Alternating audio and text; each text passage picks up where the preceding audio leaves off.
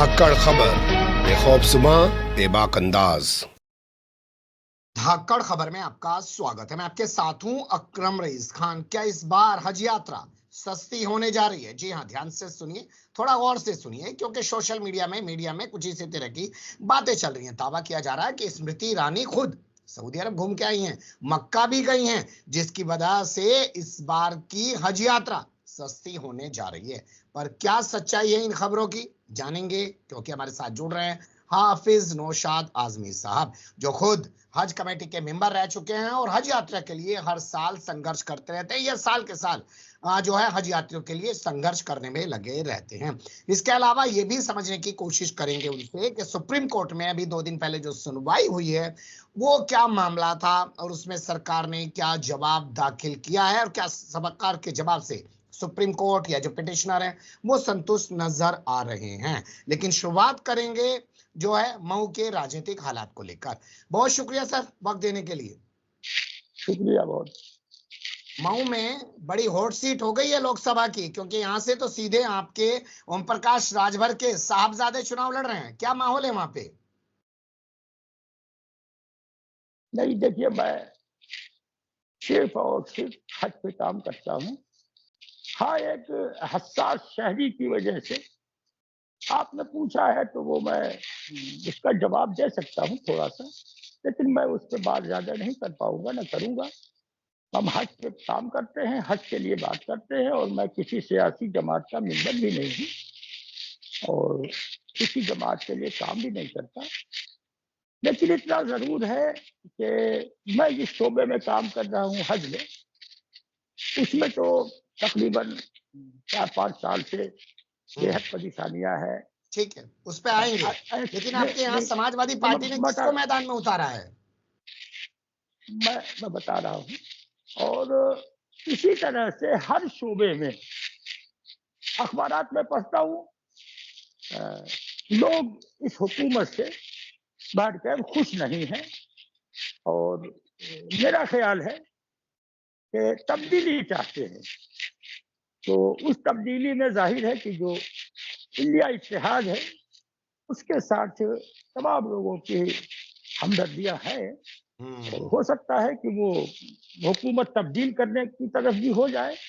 बढ़कर वो, मैं सिर्फ इतना, आपने मुझसे पूछा है तो मैं एक हसास शहरी की वजह से ये इतना इस सिलसिले में कह रहा हूँ, काफी। चलिए कोई बात नहीं। अब बात करते हैं सुप्रीम कोर्ट में क्या हुआ है 2 दिन पहले। जबकि सुप्रीम कोर्ट में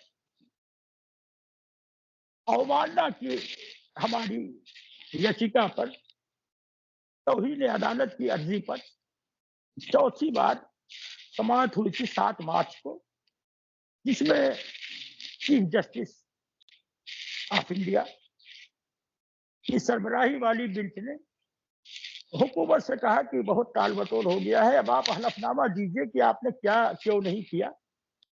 बहरकर हलफनामा उन्होंने दाखिल किया है, और उसके लिए हमारे वकला ने 15 तारीख को वक्त मांगा है उसका जवाब दाखिल करने के लिए। बढ़कर अदालत अज़मा ने 1 हफ्ते का वक्त दे दिया है, और 29 अप्रैल को उसकी फिर समाअत होगी, हियरिंग होगी। इंशाअल्लाह हमें 100% उम्मीद है कि अदालत अज़मा से हमें पूरी तरह एक्ट के मुताबिक कमेटी बनाई जाएगी और इंसाफ मिलेगा। और आपसे एक बात मैं सिर्फ इतना कहना चाहता हूँ कि कार्यपालिका कितना भी कुछ कर ले, जोर कर ले, जबरदस्ती कर ले, लेकिन न्यायपालिका के आगे उसे झुकना पड़ेगा। ये हिंदुस्तान है, जमहूरी मुल्क है। तो मैं पूरी तरह यकीन है मुझे। और दूसरी सबसे खुशी की बात यह है कि हमारा मामला अदालत अज़मा के चीफ जस्टिस की सरबराही वाली बेंच देख रही है। ठीक है, तो उस सिलसिले में सिर्फ इतना कहूंगा कि हुकूमत ने टाल मटोल का जवाब दिया है, और बाकी तफसील इस पे अब हम बाद में बताएंगे, क्योंकि सुनवाई हो रही है। जी, मैं समझ गया आपकी। लेकिन एक मैं बड़ा सवाल उठाना चाहता हूं सर, क्या आपको लगता है कि हज कमेटियों का गठन कर दिया जाएगा तो उससे हज यात्रा बेहतर हो जाएगी? बेहतर होगी नहीं, बहुत बेहतर होगी। क्योंकि जो हज कमेटी ऑफ इंडिया हज एक्ट 2002 के तहत बनाई गई है, उसमें सब तरह के नुमाइंदे हैं।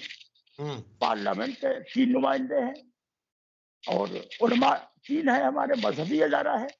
उसके अलावा स्टेट हज कमेटियों से 9 लोग जाते हैं इलेक्ट होकर के।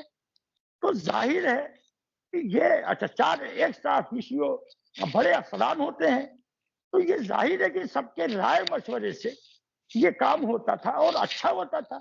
अब वजारत ने इस पर कब्जा कर लिया है नाजायज तरीके से, तो भर के अब ये काम पिछली बार देखा 2023 में क्या हुआ, और हमने उसके बाद लगातार कोशिश की, लगातार जद्दोजहद की कि आप ऐसे करिए तो हज अच्छा होगा, ऐसे करिए तो सस्ता होगा, ऐसे करिए तो ये काम होगा। लेकिन बहरकैफ अब हुकूमत ने कितना सुना है वो तो सामने आएगा। जी, सामने आएगा, ठीक है, जब नई जो है तमाम चीजें सामने आएंगी। लेकिन आपका सीईओ तो कह रहा है कि हमने हज यात्रा सस्ती कर दी है, यानी जो काम मुख्तार अब्बास नकवी नहीं कर पाए वो स्मृति ईरानी ने कर दिखाया है। नहीं देखिए, मैं इसमें इसको आपसे अलग तरीके से मैं इसे लेता हूं, मैं किसी के नाम से नहीं लेता, क्योंकि हुकूमत है और मैं ये समझता हूं कि हज वजारत, हज डिपार्टमेंट, हज महकमा जब से अकलियती उमूर में आया है तब से इसके साथ हाजियों के साथ सहूलतें छीनी जाती रही और वो सिलसिला अभी तक जारी है। तो अब उसमें मुख्तार अब्बास नकवी साहब का कितना हिस्सा था वो तफसील हम अभी नहीं बता पाएंगे, है मुझे पास सब कुछ, उस बहस में क्या पड़े। बात अब जिम्मेदारी स्मृति ईरानी साहब की है। तो मैं उसी पे बात करूं कि जब से 2016 में ये डिपार्टमेंट में आया, हाजियों को अच्छी बातें की गई, झूठे वादे किए गए, उन्हें सब्ज बाग दिखाया गया। जैसे मैं आपको एक बड़ी बात बता दूं कि मुख्तार अब्बास नकवी साहब के जमाने में हुआ कि हम पानी का जहाज चला रहे हैं, सऊदी हुकूमत से हमें मंजूरी मिल गई है और ये है और वो है, और हुआ क्या, कुछ नहीं, ठीक है। उसके बाद मैं और नहीं, सबसे बड़ी बात मैं ये कहना चाहता हूँ कि पिछली बार भी स्मृति ईरानी साहिबा ने प्रेस कॉन्फ्रेंस में ऐलान किया कि हज 50,000 रुपए सस्ता होगा। अब हमने उन्हें खत लिखा कि भाई जो चीज हमारे हाथ में नहीं है, सऊदी हुकूमत के हाथ में है, कुछ चीजें हमारी वो आपके शहरी हवाबाजी के हाथ में है, तो कैसे सस्ता होगा। दूसरी बात, आप 1 महीना पहले एयरलाइंसों के पास जा रहे हैं तो कैसे सस्ता होगा। वो अब वजीर थी और अब वजीर की वजारत के अफसरान ये बात कह रहे हैं, क्योंकि इलेक्शन है तो जाहिर है उनका एक बयान मैंने भी पढ़ा है कि स्मृति ईरानी साहब की मेहनतों से बड़ी बहुत उन्होंने मेहनत की और हज जो है किराए में कुछ कमी हुई है, फला जगह से इतना, फला जगह से इतना, फला जगह से इतना बाहर कर। तो मैं ये कह रहा हूं कि ठीक है, आपको अच्छी बात है, अच्छी, मैं खुद भी उसके लिए मुस्तकिल दिल से और कितना सस्ता हो रहा है तो बताइए ना सर। पिछली बार अगर 50,000 का जुमला दिया गया था तो इस बार कितना बड़ा जुमला दिया गया, कितना सस्ता हो रहा है। नहीं, मैं वही आ रहा हूँ, बता रहा हूँ आपको।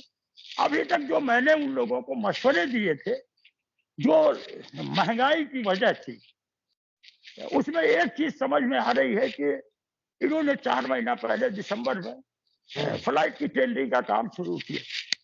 अब वो भी जिस तरह हमने मशवरा दिया था वो शायद उस तरह करते तो कुछ और सस्ता हो सकता था।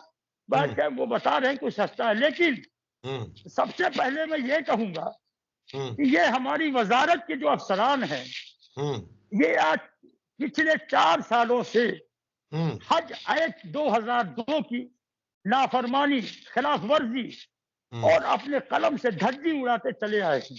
क्योंकि आपको पता है वजीर को नोटिस नहीं होती है, वजीर को जिम्मेदार नहीं माना जाता है, आला अफसरान को जिम्मेदार माना जाता है।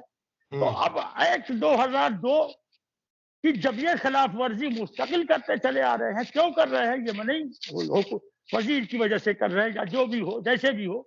तो अब ये इस वक्त जो भी है, एक तो एक्ट की खिलाफ वर्जी करते हुए आला अफसरान ने वहां पे जो सीओ की पोस्टिंग की है वो एडिशनल चार्ज है, इजाफी चार्ज है। आप ये बताएं, हमारे एक्ट में लिखा हुआ है कि 3 साल के लिए एक सीओ बाहर से पोस्ट होगा, 1 साल का उसे एक्सटेंशन दिया जा सकता है, डेपुटेशन पे आएगा। अब आप ये बताइए, महीने 2 महीने के लिए ना इजाफी चार्ज दिया जाता है। अब उन्होंने मुस्तकिल एक डिप्टी सीओ की भी पोस्टिंग की है, उसे भी अपनी वजारत से ही इस इजाफी चार्ज दिया है। अकाउंट अफसर हज कमेटी ऑफ इंडिया में नहीं है, इसलिए कि शायद उनकी मिनिस्ट्री में अकाउंट अफसर नहीं होगा, इसलिए नहीं भेजा, नहीं उसे भी चार्ज दे देते। तो ये बदनीयती है, ये हमारे इदारे पे नाजायज कब्जा किए हुए हैं। मैं यहाँ एक उसकी सवाल वजह आपसे में- पूछना चाहता हूँ जी कि जी क्या ये हज यात्रा करने के लिए हज कमेटियों की सरकार की जरूरत है क्या? ओपन मार्केट क्यों नहीं कर देते हैं? जिसे इच्छा है वो जाए। नहीं, नहीं, वो तो हो ही रहा है, लेकिन ये बताइए, ये गांव-गांव से लोग जाते हैं, उसके लिए एक इतना बड़ा नज़्म बना है, और बिना नज़्म के कोई चला जाएगा? हैं? उसके लिए ट्रेनिंग होती है, फॉर्म भरे जाते हैं, एग्रीमेंट होता है, बाहर का विदेश का मामला है ना, कितने आए उस लिहाज से टेंडरिंग होगी किराए की, कितने आए उस लिहाज से मकान लिया जाएगा, है ना? ये एक ऐसा कुछ नहीं है। सब चीजें हर लेती है कमेटी सरकार, पैसा लेती है, लेकिन वहां से जो तस्वीरें आती हैं और हाजी बताते हैं कि कोई सुविधाएं नहीं मिल रही है, तो उसके बाद यही इच्छा होती है ना हमारी कि भाई ये बंद करो, नहीं, लोग खुद जाएं अपना। वो ऐसा है, हो ही नहीं सकता, इसलिए कि वो मुमकिन ही नहीं अकेले अकेले जाना। अब तो टूर को भी बाकायदा वो सिस्टम से ले जाते हैं, 10 20 25 50 करके ले जाते हैं। तो इसलिए ये सिस्टम नहीं है कि आजाद एक आदमी चला जाए अपनी फैमिली लेकर के हज में, बड़ी परेशानी होती है। तो उसके लिए जो पहले से बाकायदा आपको मैंने बताया ना कि उसके लिए बड़ी मेहनत हुई है कि स्टेट हज कमेटियां हैं, उनके जिम्मे तमाम रजाकार होते हैं, और तमाम लोग बैठते हैं, बैठ करके मशवरा करते हैं। अच्छा, दूसरी बात मैं आपको बता दूं, पहले भी मैंने कहा था कि ये वजारत खारजा का मामला था, वो इसे अच्छे से करते थे, उन्हें तजर्बा था। अब वही मैं कह रहा था, एक्ट क्या है वो कर देते थे, उनसे कोई मतलब नहीं। अब इसमें जाहिर है कि मुख्तार अब्बास नकवी साहब बड़ी अच्छी बातें करके उसमें ये करते थे, लेकिन हुआ क्या, कुछ नहीं। अब मर्जी चली गई उनकी, सबसे लगता है अच्छा, हाजियों की हाँ, बद्दुआ लग गई उनको, लगता है हाजियों अब की जो भी बद्दुआ हो, लग गई उनको। नहीं वो तो उनका मामला है, लेकिन मैं ये कहता हूँ जब तक आदमी जहाँ है वो अपना ठीक मुनासिब काम करे। खैर, तो मैं ये कहना चाहता हूँ कि मतलब जैसे हाजियों के, मतलब दूसरी, हाजियों के खिलाफ उन्होंने इतना काम किया, आप नहीं मानते उनको हाजियों की बद्दुआ लग गई? अब वो मैं ये नहीं कहूंगा क्या है, लेकिन वो ऐसा है कि मतलब उन्होंने अच्छा नहीं किया। अब जैसे ठीक है, मैं क्या कहूँ, ठीक है, वो कुछ वो अब है नहीं, तो मैं ज्यादा कुछ ना उस पर बहस करने से क्या फायदा। मुख्तसर ये है कि ईरानी साहिबा जो इस वक्त हैं मक्का गई, अरे मदीना शरीफ गई, बड़ी अच्छी बात है, उन्हें जाना चाहिए। अच्छा, वहां के वजीर हज भी आए थे इंडिया, और ये भी वहां गई थी। तो वहां का सबसे बड़ा मसला मुअल्लिम फीस का था। मैंने अखबारात में भी बताया उन्हें, और लिखा भी कि मुअल्लिम फीस के लिए आप बात करिए कि ये बहुत ज्यादा है, लाख रुपए से ज्यादा हो रही है। तो मैं ये समझता हूँ कि उसमें शायद क्या किया, कुछ नहीं, मुझे नहीं पता अभी तक उस मुअल्लिम फीस के लिए क्या हुआ। दूसरी बात, मकान वहां पे आप ले रहे हैं, तो पहले लेंगे तो जाहिर है कुछ अच्छा सस्ता मिलेगा उसके बारे में। और दूसरी सबसे बड़ी वजह यह है कि शफाफियत, ट्रांसपेरेंसी की बात तमाम लोग करते हैं, लेकिन ये चीजें वेबसाइट पे आनी चाहिए कि मकान इतना लिया गया, इतनी कीमत हुई, है ना। अब खुला है, वेबसाइट आपकी है, हज कमेटी ऑफ इंडिया की है, किराया इतना हो रहा है, ये फला ये, ठीक है। तो सिर्फ ऐसे कह देने से, जब वजीर की बात नहीं रही सच्ची, तो इन अफसरान की हम बात पे कहाँ तक हाजी यकीन करें। तो बिल्कुल बाहर सही। का उन्होंने ये भी कहा है कि वो मरकजिया में हम पूरे अब की बार पहली बार 60% मरकजिया में रहेंगे। तो बाहर का उन्हें पहली बार का तो तजर्बा ही अभी है, पहली बार तो करा ही रहे हैं। लेकिन अल्हम्दुलिल्लाह मैं बता दूं, हमने अल्लाह की रहमत से 5 हज कराए हैं हज कमेटी ऑफ इंडिया के मेंबर की हैसियत से, और हमारे 100% हाजी मरकजिया में ही रहते थे। मदीना में भी हम लोग 2 कैटेगरी देते थे। अजीजिया तो 850 रियाल में हमने शुरू कराया गरीब हाजियों के लिए। पहली बार जब शुरू हुआ अजीजिया, तो वहां के लोग इतने खुश थे कि बिल्डिंग वाले अपनी तरफ से सुबह का नाश्ता भी देते थे हाजियों को कमरे पे ले जा करके, कि हम नाश्ता भी देंगे 850 रियाल में। चलिए। कैटेगरी होती थी। इन्होंने सब, एक मिनट, दूसरी बात ये कि इन्होंने जबरदस्ती सारे हाजियों को अजीजिया में रहने पे मजबूर किया। आप ग्रीन कैटेगरी क्यों नहीं लेते, पैसा हाजी को। तीसरी बात मैं ये कहना चाहता हूँ कि जब हमारे एक्ट की खिलाफ वर्जी कर रहे हैं, है ना, तो उससे बड़ी बात क्या होगी। रवायत तोड़ने की तो बात ही छोड़ अरे दीजिए। साहब, संविधान मिटाने पे तुड़े पड़े हैं आप, अपने एक्ट के पीछे पड़े हो। संविधान तो बच नहीं पा रहा है देश के अंदर।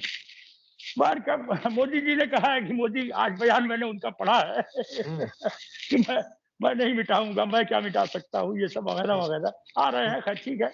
तो मुख्तसर मैं ये कहना चाहता हूँ। दूसरी बात, तीसरी सबसे बड़ी बात जो हाजी की परेशानी की थी कि रियाल हाजी हज कमेटी के जरिए मिलता था। हाजी का पैसा होता था, हज कमेटी ऑफ इंडिया उसे टेंडर करके करती थी।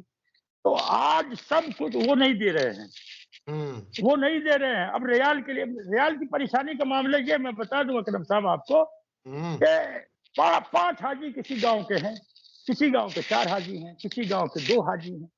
अब उनको वो किस बैंक में जाए उन्हें रियाल मिलेगा? रियाल हर जगह तो होता नहीं। जी। तो ये तमाम बड़े शहरों में तो मान लीजिए आप इंतजाम कर लेंगे कि फला जगह मिल रहा है, लेकिन ये गांव गांव कैसे होगा? तो उसके लिए भी हमने लिखा था कि ये बहुत परेशानी का है, पैसा तो हाजी का है। ये तो मुख्तार अब्बास नकवी से जाके और ज्यादा परेशान कर रही हैं हाजियों को। जो लोग कह रहे हैं कि स्मृति ईरानी के दौर में कुछ राहत मिल रही है, वो ऐसा है नहीं।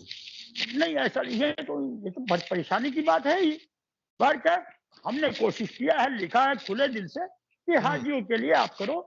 हो सकता है ये बातें अफसरान जो कह रहे हैं वो सच भी हो सकती हैं, लेकिन मैं नहीं, अब तक जो इस गवर्नमेंट की नीयत और तरीका जो रहा है वो नहीं रहा। मैंने कि मौलवी फीस के बारे में उन्हें कहना ठीक है, चाहिए मैं कि हमने समझ गया बात आपकी किया। बात कि आप लगातार लिख रहे हैं, लेकिन सरकार की बेहिसी का क्या करेंगे?